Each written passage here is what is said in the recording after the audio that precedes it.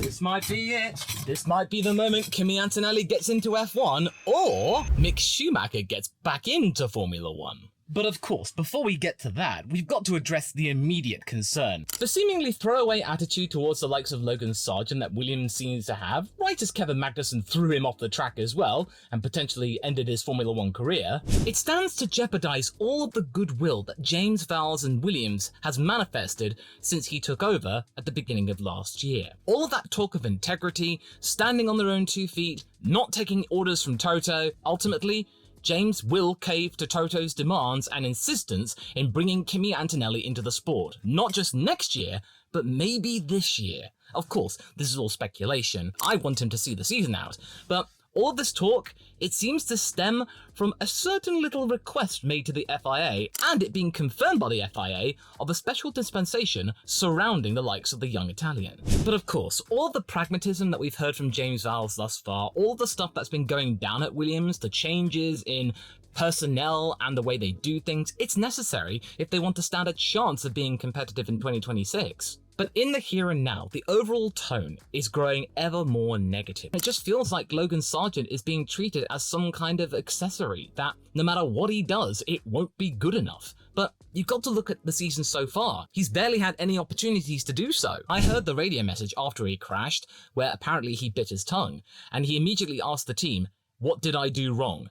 That kind of sentiment, that assumption that it was your fault, what does that say to you?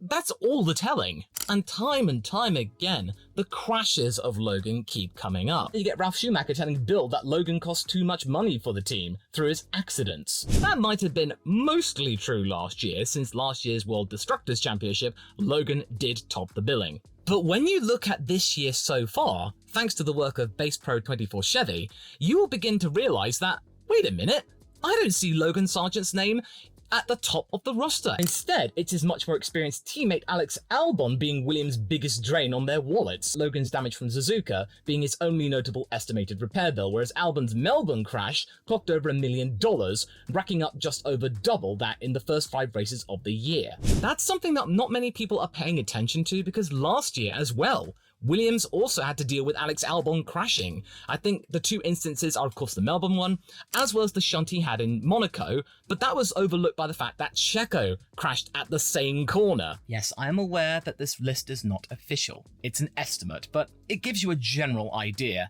as to the situation regarding the Williams car. It's still tricky. It doesn't even have the straight line speed to back it up and give Albon his heroic defensive displays, which was best demonstrated in Canada last year. He's been trying all season to find a different driving style, describing this Williams as very different to the previous ones, and that he'd actually have to think about what to do in corners. But seemingly that 10th place of Logan in the sprint, that might not have been enough to secure a seat for at least a little bit longer. At least according to reports. I'm pretty sure that you are sick and tired of hearing about this fellow, and I don't blame you. Just leave the kid alone. Leave him in Formula 2 for a couple of seasons to cut his teeth a little bit, and then find out what happens, and he can come into F1 hopefully with a really competitive season, or better yet, an F2 title. If he did arrive in F1 in 2026, he'd still only be 20 years old, just a year older than Lando was when he arrived. But it seems like Toto is really not keen to wait, since Kimi Antonelli already has nearly 70 super license points to his name already,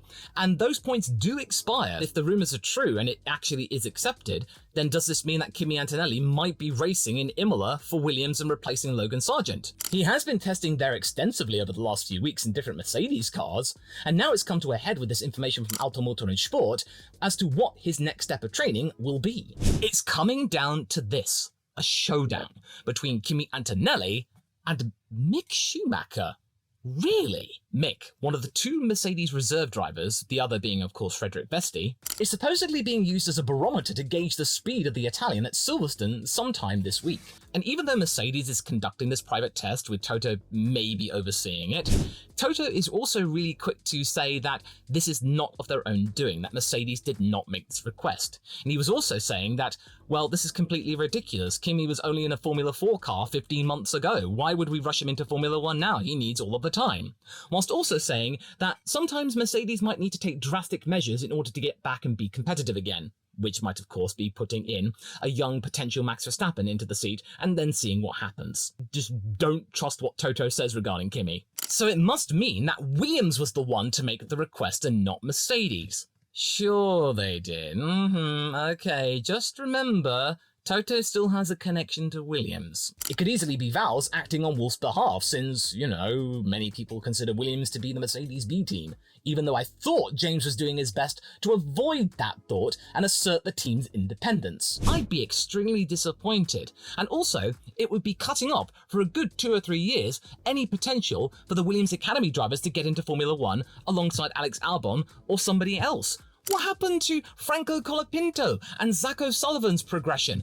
Are they going to be stuck in F2 forever? Or are they going to have to wait? Or maybe go to IndyCar or European Le Mans? The only justification I can think of is that maybe he doesn't want to rush in O'Sullivan and Colapinto after what happened with Logan, because we've got to remember, back in 2022, they did rush in Logan 1 year earlier than planned because obviously Nicholas Latifi disappeared, they needed a driver quickly, they didn't have any reserve drivers to hand or development drivers, so instead, they just put Logan in because he did fairly well. We have to remember that Logan's earlier career, he was really, really good. He was going toe-to-toe with Piastri. It's just something about Formula One is not clicking with him. It can happen. Sometimes a driver doesn't take well to a particular type of car, like we've seen with Lewis Hamilton. The 2014 to 2020 era of cars were absolutely his jam. Nowadays, with the ground effects cars, not so much. It happens to every single driver, Lewis just being one example of many. If we get to the end of 2024 and he still hasn't been able to impress and prove the grid wrong as per Val's words, then fair enough. He had his chance, he got 2 years, it wasn't quite working out, and therefore maybe he should think to go and do something else. Maybe go into IndyCar, because he had considered it before Formula One. But to get a mid-season bump when the car is clearly not in a fit state to be competitive? Come on! I think what many people need to realise is that Williams is currently going through a transitional phase where any rookie is going to be compromised in terms of performance. Even Alex is being affected by the FW46's shortcomings. If Antonelli is brought into Williams for this year or next year, nobody can expect him to score points immediately. Williams is not in a state to do that. They are looking to 2026. 2025, if he does go to Williams, will be a year of learning. That's what he's got to do. And the media also has to be aware of this, that they've got to give him the space to learn. Because if they don't, and they hound him just like they did with Logan, thanks to Toto egging him on, of course, and hyping him up to the extreme, then Kimi might flounder. Okay, he might not. He might find Formula One absolutely fantastic. It might gel well with him, like I mentioned earlier. Some cars work with drivers better than others. But that hype, though, that impatience to get him on the grid, it's so irresponsible at times. I mean, of course I can be wrong, and he completely thrashes Alex Albon, and if that happens, then I have no idea what James will do. But I want to go back to that test that is being proposed, that showdown. What's the point of it? Is it to gauge Antonelli, or is it to gauge Schumacher? Or is it for both? There is a very major risk here. Since Toto has been putting all his eggs in the Italian basket, what happens if we get to this test and Mick completely trounces him, that Kimi cannot figure in comparison to the young German driver?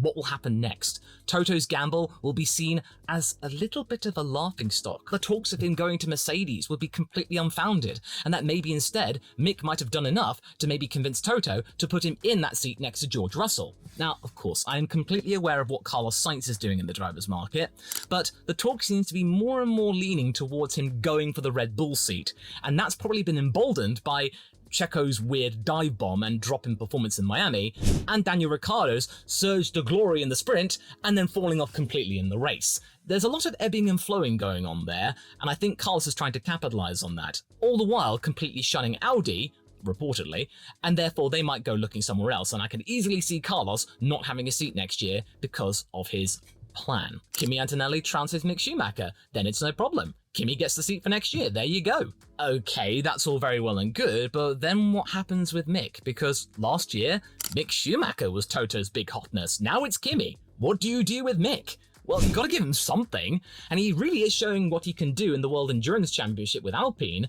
Many people saying that he is actually a really mature person. One of his teammates, Nicolas Lapierre, a very seasoned driver, says that he is positively surprised by the attitude that Mick has and the commitment. That is something that the Alpine F1 team might be considering as well, because at this time, with Alpine in the state of flux, what they need are drivers with positive attitudes and extremely good working commitments. Ocon's not really showing that. He's looking elsewhere for a potential seat. Gasly, I mean, he's trying his best, but loyalty, as Hamilton once said, has its limits, and Gasly might be pushed to go somewhere else. If that happens, maybe we might get a Schumacher-Doohan combination. Who knows?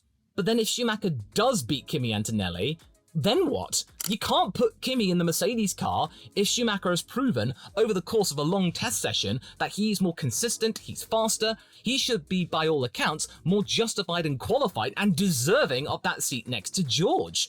If Toto just looks at that and completely disregards it and say, well, I'm going to put Kimi in the car anyway because I've really been putting all of my eggs into this basket, it's my Hail Mary. If he does that, then he's going to look like a complete and utter joke, undermining the guy he saved from complete Formula One oblivion, giving him that lifeline as a reserve driver for Mercedes. I think the best course of action, if Antonelli turns out to come up short, that he should just go back to Formula 2 for 2024, do what he can there, see what he can do, and if he's so desperate, Toto, to get him in for 2025, then fine, put him in a Williams. But wait, I hear you say. What was that thing you said about Kimi Antonelli and his age? He turns 18 in 3 months' time, then why get this special dispensation? Just put him in the Mercedes car or the Williams car in FP1 in Monza. There you go, problem solved. What is so important in getting this special dispensation that will only last a little over 12 weeks? Surely he doesn't need just a few extra FP1 sessions. Well, that might be the case, because this is what is happening with other future young stars in Ferrari and Red Bull. Oliver Behrman is getting 6 FP1 sessions this year with Haas, and Liam Lawson, he would be doing FP1 sessions, but of course he did all of those races last year. He is now no longer eligible to be part of that young driver scheme. Instead, he's going to be doing, reportedly, extensive test sessions in the RB18, which is essentially the initial, as Newey would say, father of the RB20, ground effect car, pretty relevant, and Behrman is also doing that with the F175, the Ferrari car of 2022. So maybe this is what is part of the program for Kimi. He's doing work in the 2022 car. But now he's also doing a showdown with Schumacher. But if Schumacher does better than him, you've got to hit pause, Toto, and just wait and think about what to do next. More testing. Or better yet, just leave the kid alone with Prema. But my mind constantly just comes back to the reality of the situation. The reason why Williams, apparently, are so desperate for this dispensation is to get Kimi in the car as quickly as possible. If this test proves to be correct, and he's successful, and the FIA are satisfied, and they grant him this dispensation, either they're going to be putting him in an FP1 session for Imola, or it's going to be replacing Sargeant. Or at the very least, it's going to be used to ramp up the pressure on Logan. And oh, fantastic, more pressure on Logan, great. I don't want that. I'm pretty sure that you don't want that either. Kimi being rushed in or Logan being rushed out. I want Logan to have his fair shot, and when he's had one race taken away from him because of Albon's mistake, then raced with a chassis that is heavier than the fresh one, is then compromised in the pit stop throng of Suzuka, and then punted off the track by Magnussen through no fault of his own, what can he do? An important thing to consider here is that Vowles has said many times that Williams under his jurisdiction is a meritocracy. You have to earn that seat. Well, James, how can Logan possibly earn his seat when he's losing every single opportunity to do so, either through another driver taking him out, or him being taken out of the picture thanks to the other driver making a big mistake, and then of course the pit stop crew then compromising his chance for a point in Suzuka? There are so many things that are outside of his control. And also in interviews, Vowles has been mentioning that he's not aware of what Antonelli's been up to with Mercedes, him not being privy to the data, and not really aware about the overall development of the driver. But wait a minute, hang on. No. James Vowles was one of the key players of the Mercedes junior team back in the day. He was around when Kimi Antonelli was taken in by the Mercedes junior team. He would have been very privy to the initial development when Kimi was in karting. Wait a minute, I hear you say. Doesn't Williams have a reserve driver? Well, technically no. They have development drivers. Colapinto, Zach O'Sullivan, Leah Block. They are but a few of the Williams Academy drivers, but they are not the reserve drivers. Like I said, they share the Mercedes pool. And now that I think about it, why didn't they use Frederick Vesti as a barometer against Kimi Antonelli? Because Vesti was competitive when he was in Formula 2, so surely that would be the next step barometer instead of using a former Formula 1 driver, because if that's the case, then surely it would infer that Toto wants to compare Kimi to a Formula One driver with a decent amount of experience. Sure, that experience came from Haas of all things, but it's still time on the track. But here's what I reckon would come from this. Antonelli does the test against Schumacher. The outcome from this is that the FIA are satisfied with his performance and conduct, thusly granting him the super license a few months ahead of his birthday. Kimi Antonelli becomes the official reserve driver for Williams in 2024, now he has the super license, instead of him replacing Logan. He can then take part in FP1 sessions, comparing himself to Albon and then to Sargeant, kind of like what happened with De Vries and Latifi, and then when De Vries got the reserve gig in Monza of 2022. It kind of mirrors what happened with Verstappen when he got some FP1 sessions almost a decade ago. In fact, a decade ago now. I can't believe it's 2024 already. As for the Mercedes seat itself for 2025, well, it all comes down to the data. We probably won't see the data, but it will be enough for Mercedes or Williams to make a calculated decision, because trust me, those teams do love their data. And it's also clear that, even though it's gotten a little bit muddied, Toto does want Mick Schumacher back in Formula One. And this might be the way to do it. If Carlos Sainz is no longer interested in joining Mercedes and Fernando Alonso is out of the equation, then who else do you really have? You can't even have Nico Hülkenberg.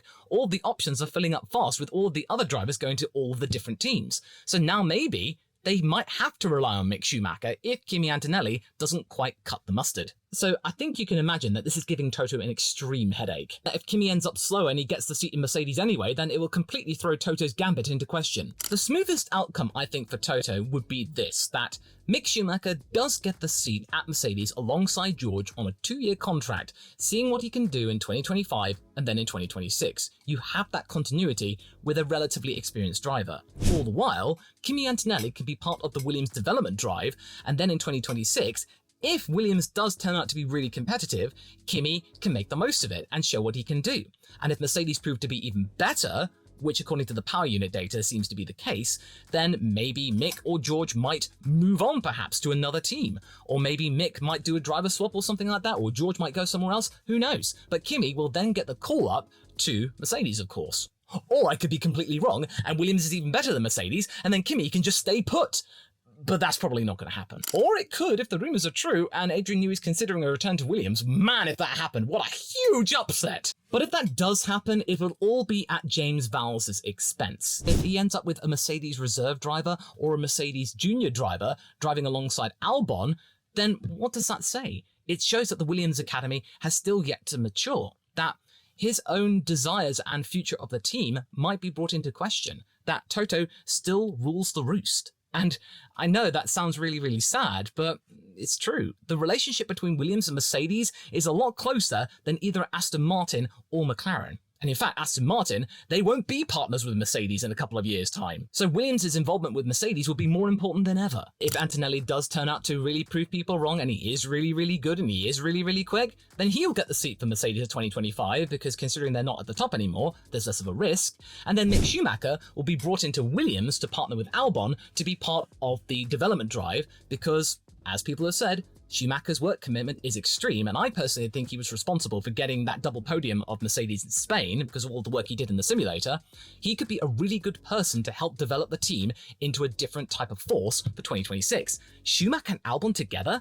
That wouldn't be a bad combination. But at the same time, if that turns out to be the case and Antonelli gets the Mercedes gig and he completely flounders because he was rushed in too long, then what does that say about Toto? That this was his last resort, the Hail Mary, and if it turns out not to work and Kimi completely sinks, which I hope that he doesn't do, and he does prove everybody wrong and he turns out to be amazing, then I wouldn't be surprised if Toto is encouraged to take early retirement, as it were.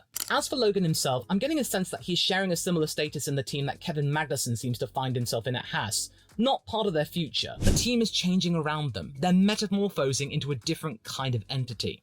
In the case of Haas, Komatsu is trying to stamp out his own version of the team, and the team's also kind of keen to eschew itself of Gunther Steiner and any influence of it. After all the litigation that's happened around Steiner and Haas, they want to move on into a different era, with, of course, Gene Haas's mandate being carried out by Komatsu. There seems to be a much more compliant agreement between them.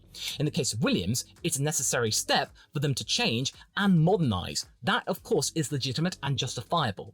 But at the same time, Logan needs to be given the space and patience. He cannot fully realize his potential in a team that is currently going through all of this. Neither can Albon. Albon has been compromised as well. You just need to have that continuity that Valve has been talking about. Sure, he might be completely correct. There is going to be no mid-season driver swap, but all of this talk is really not helping Logan in terms of his overall mood and sentiment. Throughout the entire weekend of Miami, he looked down. There was no special helmet design for his literal home circuit. He was so hard on himself, and that radio message assuming that he was the one at fault, that's sad. That shouldn't be. And also, you've got to remember that James Vowles did not pick Logan Sargeant. He was a carryover from Jost Capito's tenure, where you could liken the situation at Williams to what Seidel's dealing with at Sauber.